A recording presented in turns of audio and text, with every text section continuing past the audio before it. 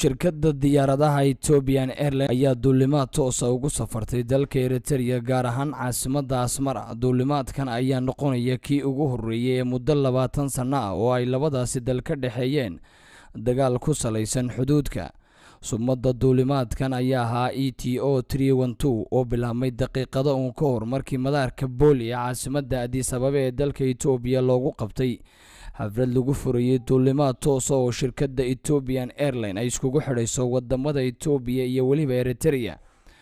Gudoomiyaha shirkadda Ethiopian Airlines oo ka hadlay munaasabadda furitaanka duulimaadkan ayaa sheegay in dhacdadani ay waji cusub u furayso xiriirka labada wadan ee Itoobiya iyo Eritrea. Waxa kale oo uu sii raaciyay gudoomiyaha shirkadda Ethiopian Airlines in rakaabka diyaaradan oo ah 300 oo kursi ay tigidhka diyaaradda ku goosteen muddo ka yar saacad. Dadka u badan ee duulimaadkan ku safraya ayaa ah dad ku kala xanibnaa dagaalkii 20 sano ka socday dalkaasi. Itoobiya ayaa markii dagaalku bilaabmay dalkeeda ka saartay 70,000 oo qof, halka sidaas silsileeg ay samaysay dowladda Eritrea.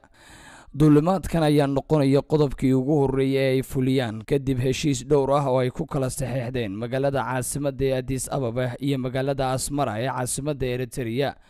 waxaa kaloo iyaguna dib loo furay safaaraddii Eritrea ay ku lahayd magaalada Addis Ababa.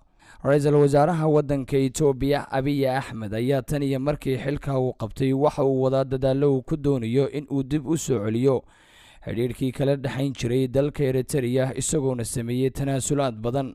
Abiy Ahmed, ra'iisul wasaaraha waddanka Itoobiya, ayaa sheegay bishii May in dalkiisu uu hoggaansamayo qodobadii ay ku heshiiyeen Algeria labada wadan.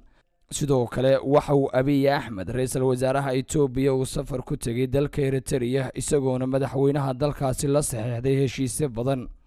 madaxweynaha waddanka Eritrea ayaa isna dhankiisa safar 3 maalmood qaatay waxa uu ku yimid dalka Itoobiya isagoona dib u furay safaaraddii Eritrea ay ku lahayd magaalada caasimadda ee Addis Ababa ee dalka Itoobiya oo xidhnayd muddo 20 sano ah.